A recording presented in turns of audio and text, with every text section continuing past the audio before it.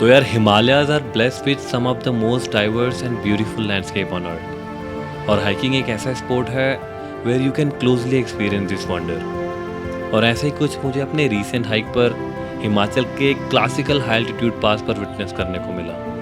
एक ancient mythological trail जो century से लोकल और शेपर्ड्स ट्रेड के लिए यूज करते आ रहे हैं। एक ऐसा ट्रैक जहां पीर पंजाल और धौलाधार रेंज का ग्रैंडेस्ट व्यू एक ही पॉइंट से देखने को मिलता है। सी लेवल से 13,000 फीट की ऑल्टीट्यूड पर सिचुएटेड ये है द चंद्रखानी पास।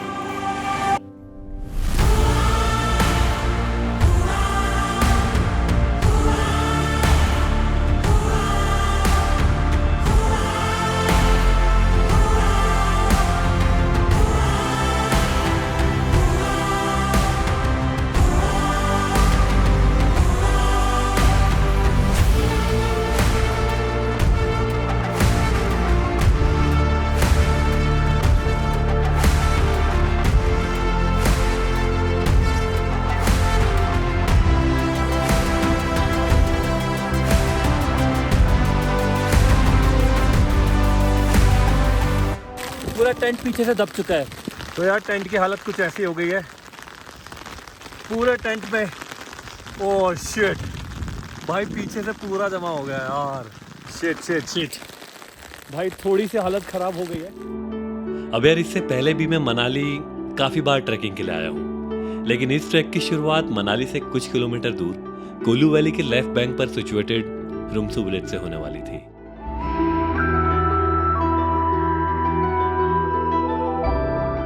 अब पर्सनली मुझे वो ट्रैक्स बहुत ज़्यादा पसंद आते हैं जिनकी अप्रोच किसी ऑथेंटिक हिमालयन विलेज से शुरू होती है, क्योंकि ऐसे विलेज से ट्रैक शुरू होने का मतलब है कि आप मॉडर्न लाइफस्टाइल से धीरे धीरे डिस्कनेक्ट होना शुरू हो जाते हो। और रुमसू एक ऐसा ही विलेज है जहां ट्रेडिशनल हिमाचली कल्चर आज भी काफ़ी हद तक अपने ओरिजिनल फॉर्म में ही प्रिजर्व है। फिर थोड़ी देर गांव एक्सप्लोर करते करते यहाँ के peaceful atmosphere, traditional wooden houses, Apple orchids और टेरेस फील देख के फील हुआ कि चंद्रखनी पास ट्रैक की एक परफेक्ट बिगनिंग होने वाली है।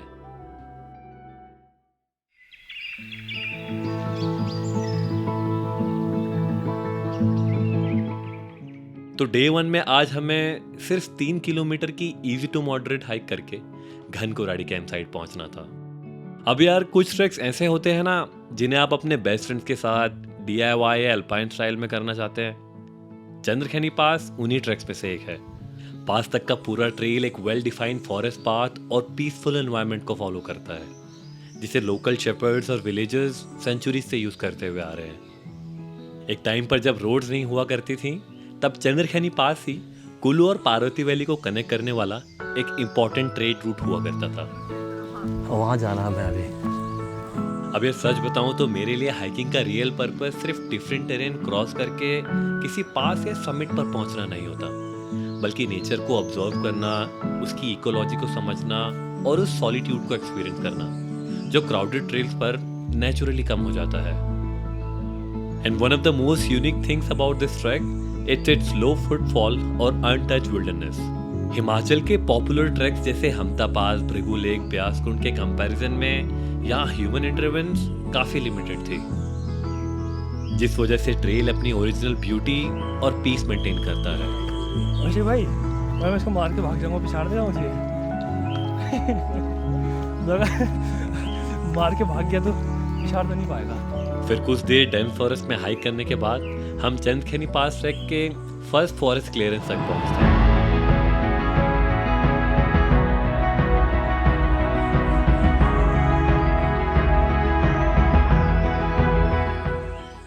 अब हम क्योंकि मई के लास्ट वीक में ट्रैक कर रहे थे, इसलिए वेदर थोड़ा नेचुरली हेजी था, लेकिन हाइकिंग के लिए परफेक्ट था। और रुमसू से घनकुराड़ी कैंप साइट तक का ट्रेल सिर्फ एक ऑर्डिनरी हाइकिंग ट्रेल नहीं है, बल्कि कल्टीवेटेड माउंटेन विलेज से टेम्परेट हिमालयन फॉरेस्ट इकोसिस्टम में एंटर होने का पहला ट्रांजिशन होता है। तो पहुंच चुके थे हम डे 1 के फर्स्ट कैंप साइट घनकुराड़ी।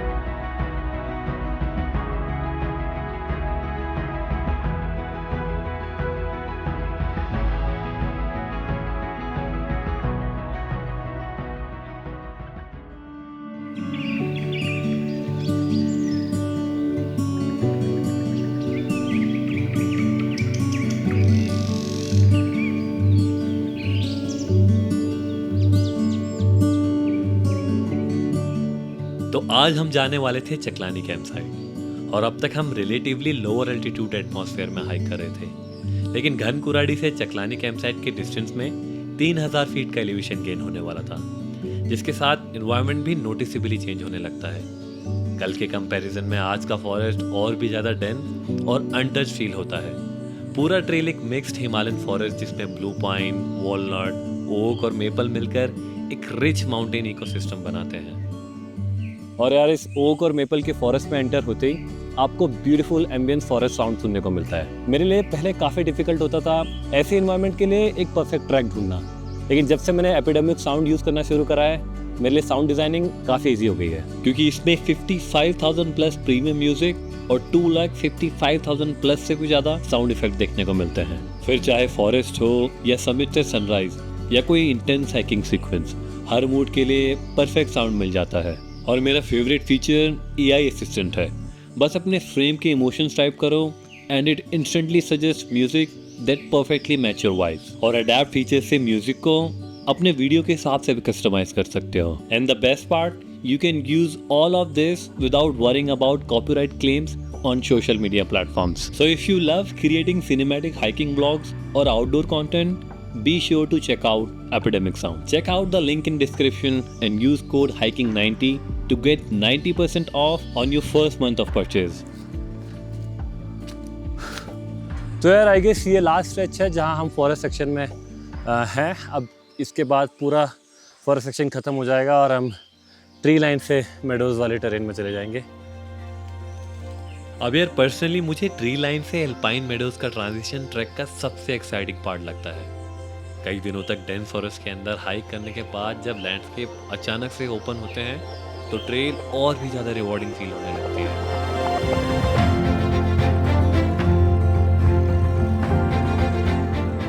खैर कुछ घंटों की हाइक के बाद हम एक ओपन वाइड मेडो नया टापरू पहुंचते हैं।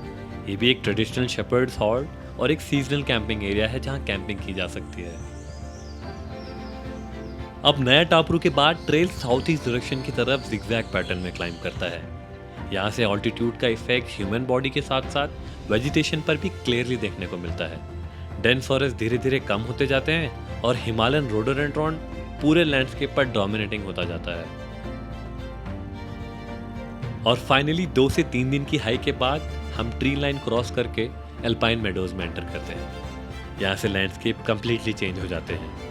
इसी सेक्शन से पहली बार चंद्रखनी पास का फर्स्ट ग्लिम्स भी देखने को मिलता है।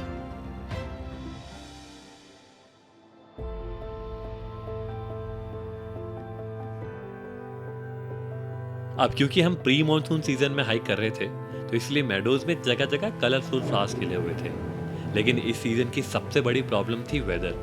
चकलानी कैंप साइट पहुंचते ही थोड़ी देर में डार्क क्लाउड डेवलप होने लग जाते हैं। वेदर रैपिडली चेंज हो जाता है।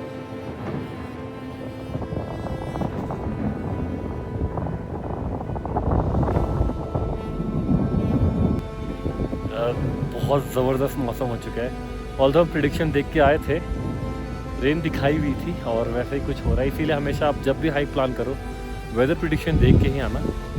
एंड आज मौसम ख़राब दिखाया ही हुआ था और हो भी रहा है वैसा कुछ। हम लोग लकीली टाइम पे पहुंच गए कैंप साइट, वरना हम रास्ते में होते तो मुश्किल हो जाता। अब यार टेंट पिच करते ही इतना ज़बरदस्त हेल स्टॉर्म हिट करता है कि कांट इवन टेल यू। और अब प्रॉब्लम सिर्फ हेल स्टॉर्म नहीं थी, heavy rain, strong wind, lightning, altitude और कंप्लीट एक्सपोजर सब एक साथ कंडीशन को काफ़ी सीरियस बना रहे थे। भाई थोड़ी मेहनत करनी पड़ेगी हमें। पूरा टेंट पीछे से दब चुका है बर्फ से और बैग का सपोर्ट गीला कर रहा है उसे। मैं हटाता हूँ। तो यार टेंट की हालत कुछ ऐसी हो गई है पूरे टेंट में। ओह शिट भाई, पीछे से पूरा जमा हो गया यार। शिट शिट शिट भाई, थोड़ी सी हालत ख़राब हो गई है। अब आने वाले 2 दिनों की वेदर प्रिडिक्शन में रेड अलर्ट बताया गया था, लेकिन sometimes the prediction goes wrong but mountains got it right. हमने सोचा भी नहीं था कि नेक्स्ट डे मौसम इतना क्लियर देखने को मिलेगा।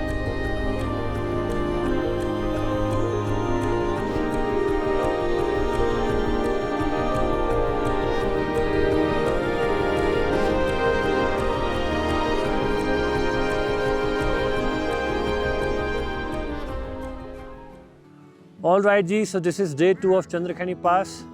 हम लोग अभी चकलानी कैंप साइट में हैं। हमें पास में पहुंचना है, पास वहाँ पर है। उसके बाद हम जाएंगे पार्वती वैली में। आज का जो डिस्टेंस है पास तक वो समथिंग 1.52 किलोमीटर्स का होगा। Then we have to descend till वाइचिंग और मनाना।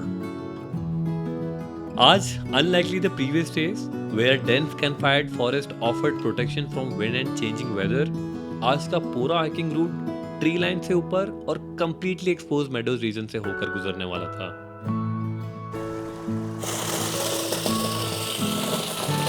लेकिन मई जून की फ्लावरिंग सीजन की वजह से ट्रैक का पूरा हिल साइड ब्राइट रेड और पिंक रोडोडेंड्रॉन ब्लॉसम से कवर हो जाता है, which also indicate that we have slowly started entering in सब-alpine vegetation zone। तो यार मैं अपने चंद्रखनी हाइक के एक ऐसे स्पॉट पे आ गया हूँ जहाँ तक नज़र जा रही है सिर्फ रोडोडेंड्रॉन दिख रहा है।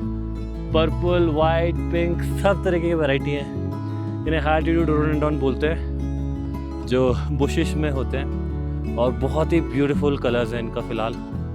एंड पूरा ट्रेल इनके बीच से वो निकल रहा है। Soothing experience. और यार जैसा कि मैंने अपनी प्रीवियस वीडियोस में भी बताया है कि माउंटेन पासेस में प्रेशर ज़्यादा होने की वजह से 12 या 1 बजे के आसपास मौसम हमेशा ख़राब होना शुरू हो जाता है। तभी अचानक से मौसम फिर से बिगड़ने लगता है और बारिश शुरू हो जाती है। तो यार हम चकलानी वाली कैंप साइट से निकले ही थे और सिर्फ हाफ एन किलोमीटर में ज़बरदस्त रेनफॉल हो गया और पास पूरा कवर्ड हो गया, वाइट आउट हो गया।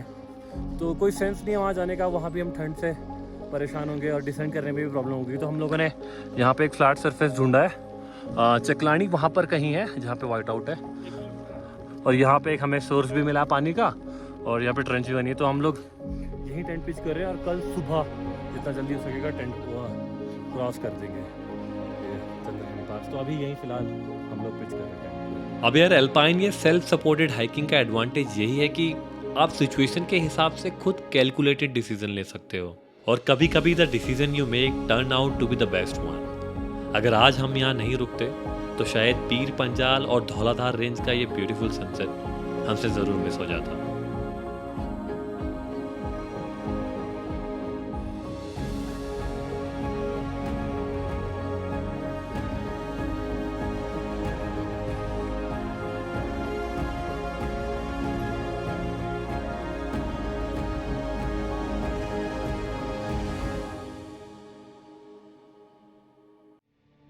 अब डे 4 साइकोलॉजिकल पर्सपेक्टिव से भी काफ़ी इंपॉर्टेंट होता है। लगभग 4000 मीटर के ऑल्टीट्यूड पर एटमॉस्फेरिक प्रेशर सी लेवल के कंपैरिजन में काफ़ी रिड्यूस हो चुका होता है, जिस वजह से थोड़ी बहुत ब्रेथलेसनेस और बॉडी फटीग फील होना शुरू हो जाती है। लेकिन बढ़ते ऑल्टीट्यूड के साथ साथ अब धीरे धीरे माउंटेन व्यूज़ भी दिखने शुरू हो जाते हैं। अब हम एक शार्प रिज ट्रेवर्स को फॉलो करते हुए चंद्रखनी पास के फर्स्ट स्ट्रेच को अप्रोच करते हैं। सडनली हमें यहाँ से जो पैनोरामिक लैंडस्केप दिखता है वो वेस्टर्न हिमालयन रेंज के बेस्ट व्यू पॉइंट में से एक माना जाता है।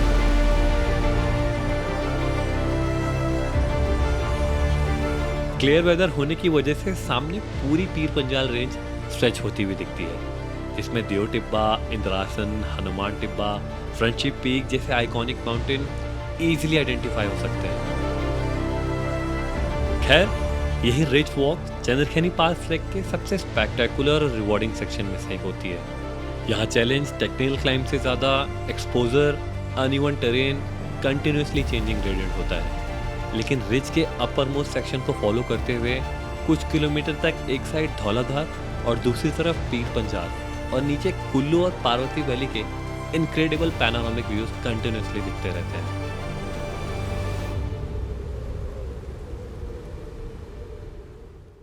अब यार जैसे जैसे हम आगे बढ़ रहे थे व्हाइट आउट की वजह से पूरा लैंडस्केप मिस्ट के अंदर गायब हो चुका था, कुछ भी क्लियर नजर नहीं आ रहा था। तभी अचानक से मैं देखता हूँ कि हमारे आसपास के स्कैटर्ड रॉक एक जगह ऑर्गेनाइज्ड स्टोन स्ट्रक्चर में आ चुके थे। तब हमें पता चलता है कि फाइनली हम पहुंच चुके थे चंद्रखनी पास।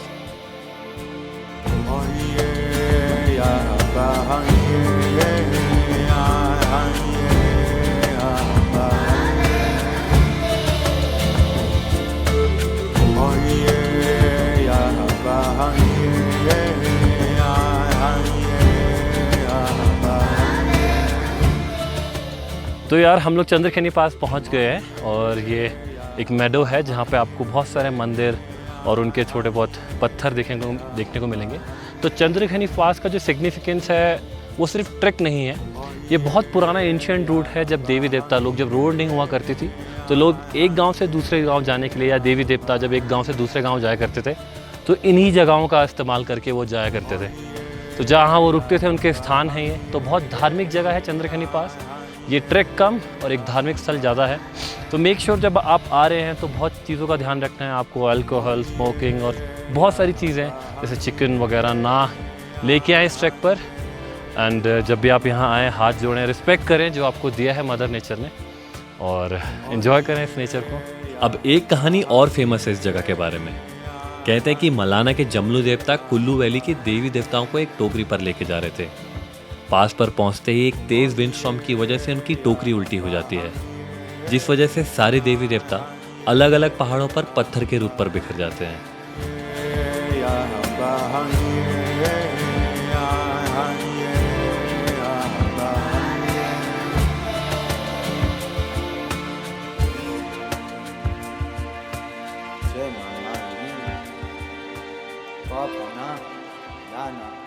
खैर अब वक्त था इस जगह से डिसेंड करने का।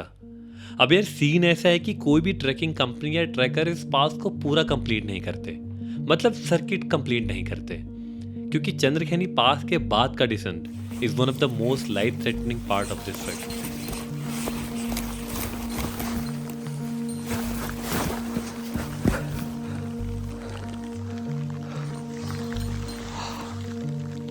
पास तक पहुंचना जितना इजी है उससे कई ज़्यादा डिफिकल्ट है यहाँ से मलाना तक का डिसेंट। अगर ऑल्टीट्यूड की बात करूँ, हम इस ऑल्टीट्यूड मतलब 12,000 फीट से सीधे 7,000 फीट का स्टीप डिसेंट करना था रोड हेड तक। अब यार टू बी ऑनेस्ट, मेरे लिए hiking is not about reaching a summit और crossing a pass. The most important thing is making it back safely with your entire team. अब इमेजिन अगर कल हमने वो स्टे वाला रिस्क नहीं लिया होता तो उस हेवी रेनफॉल में हमें ये स्टीप डिसेंट करना पड़ता। ऐसी कंडीशन में स्लिप, एंकल ट्विस्ट और सीरियस इंजरीज का रिस्क काफ़ी हाई हो जाता है। इसलिए माउंटेन में सही टाइम पर कैलकुलेटेड रिस्क भी एक इम्पॉर्टेंट डिसीजन होता है। अगर आपको हाई एल्टीट्यूड ट्रैकिंग में map navigation skills, wilderness first aid का नॉलेज और फिजिकल एंड्योरेंस का एक्सपीरियंस नहीं है तो मैं रिकमेंड करूंगा आप ये पास सोलो या अल्पाइन स्टाइल में क्रॉस ना करें। ये रूट सच में फिजिकली डिमांडिंग है। फिर कुछ देर और एग्जॉस्टिंग और पेनफुल डिसेंट के बाद हम फाइनली ट्री लाइन में एंटर करते हैं, जहां प्रॉपर ट्रेल ऑलमोस्ट खत्म हो जाती है और हमें आगे बस एक स्ट्रीम के नेचुरल पाथ को फॉलो करते हुए मलाना की तरफ डिसेंड करना होता है।